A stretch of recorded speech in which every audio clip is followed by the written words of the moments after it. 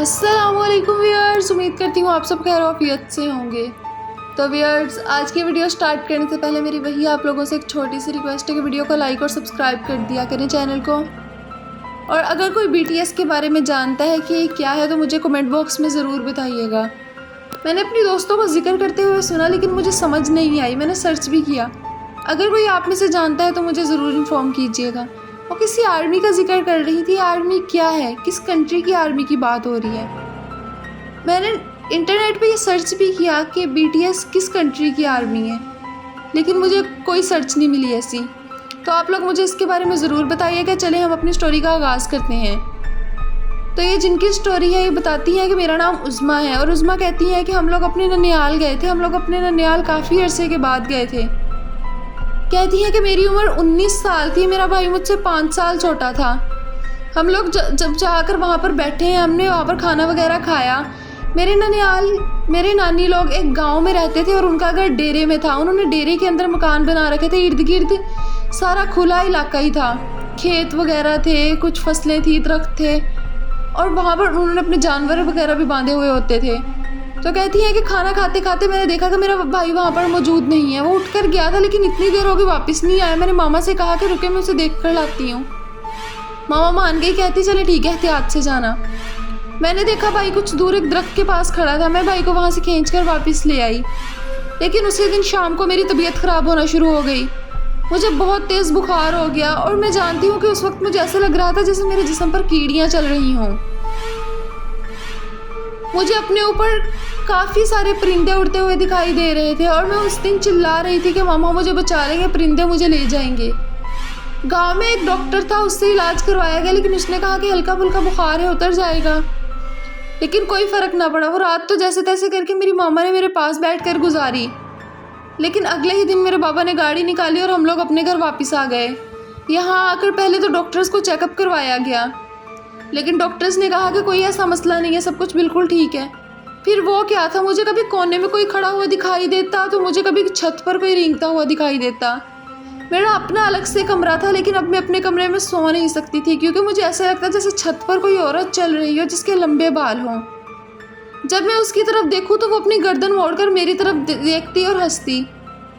मैं बहुत ज़्यादा डर गई थी। मैंने मामा को जब ये सारी बातें बताई तो मामा ने अपनी एक दोस्त से जिक्र किया। उन्होंने कहा कि इसका रूहानी इलाज करवाएं और एक कारी साहब का नंबर भी दिया। कारी साहब को घर आने के लिए कहा गया, वो मान गए, बहुत अच्छे इखलाक के थे।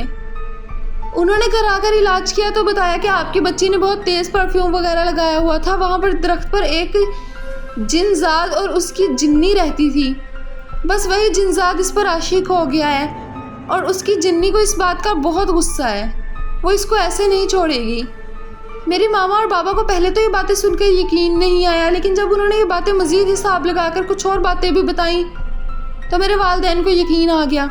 उन्होंने मेरे वालिदैन के सामने बिठाकर मुझसे पूछा कि तुम्हें एक औरत नज़र आती है। मैंने बताया जी मुझे नज़र आती है। उसके लंबे घने बाल हैं और उसका चेहरा इतना खौफनाक कि देख के एक लम्हे के लिए मेरे जिस्म से रूह निकल जाती है। वो सफ़ेद कपड़ों में होती है।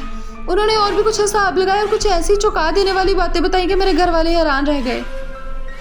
खैर उसके बाद भी मेरी तबीयत संभलने में ना आई। उन्होंने कहा कि मुझे मज़ीद कुछ दिन चाहिए, मुझे चिल्ला काटना होगा और कुछ मज़ीद अमलियात करने होंगे। और इन्हीं दिनों में मेरी तबीयत इतनी ख़राब रहने लग गई कि मैं बता नहीं सकती। मेरा ब्लड प्रेशर कंट्रोल ना होता। मुझे जब वो चीज़ नज़र आती मैं अक्सर चकरा कर गिर जाती और मुझे पता ही नहीं चलता मैं कितने अरसे तक बेहोश रही हूँ। अक्सर मैं सुबह को बेहोश होती और मेरे वालिदैन मुझे दोपहर तक बताते कि तुम बेहोश हुई थी। सुबह 2 घंटे तक किसी ने तुम्हें देखा ही नहीं।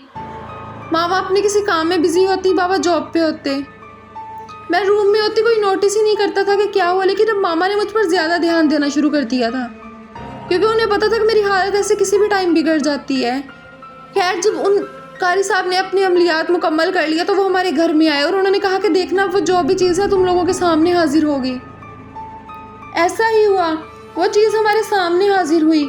लेकिन कारी साहब के देखते ही देखते वो कभी एक कोने से दूसरे कोने से तीसरे कोने में ऐसे भाग रही थी कि हम लोग खुद हैरान हो रहे थे। और उसने कुछ देर बाद हाजिरी मेरे भाई में हाजिरी दे दी। मेरा भाई छोटा था, काफ़ी छोटा, और वो बहुत अजीब आवाज़ में बोलने लग गया।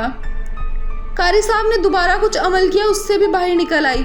लेकिन फिर वो कहीं गायब हो गई, कारी साहब के हाथ नहीं आई। कारी साहब ने कहा कि मामला मेरे बस से बाहर का है, मुझे अपने से बड़े आलिम से रब्ता करना पड़ेगा। उन्होंने अपने से बड़े आलिम को बुलाया और ख़ुद भी साथ अपने अमलियात मुकम्मल करके आए। इन दोनों ने मिलकर उसे पकड़ा और उसे घर से बाहर निकाला। और कारी साहब जाते जाते तलकीन भी करके गए कि दोबारा ऐसे कोई परफ्यूम वगैरह लगाकर दरख्त के नीचे ना जाना। हाँ, यहाँ पर मैं एक चीज़ मेंशन करती चलूँगी कि मैंने उससे माफ़ी भी मांगी थी कि मैंने जो किया अनजाने में किया। मुझे बिल्कुल भी अंदाज़ा नहीं था कि ऐसी कोई चीज़ भी एग्जिस्ट करती है, और ना कोई इतना दीन का इल्म हमारे पास था कि हमें पता हो कि जिन भी इस दुनिया में एग्जिस्ट करते हैं। हमें लगता था कि सिर्फ एक फर्जी कहानियाँ हैं। तो ये थी मेरी स्टोरी। अगर आप लोगों को पसंद आई हो तो कमेंट बॉक्स में ज़रूर बताइएगा।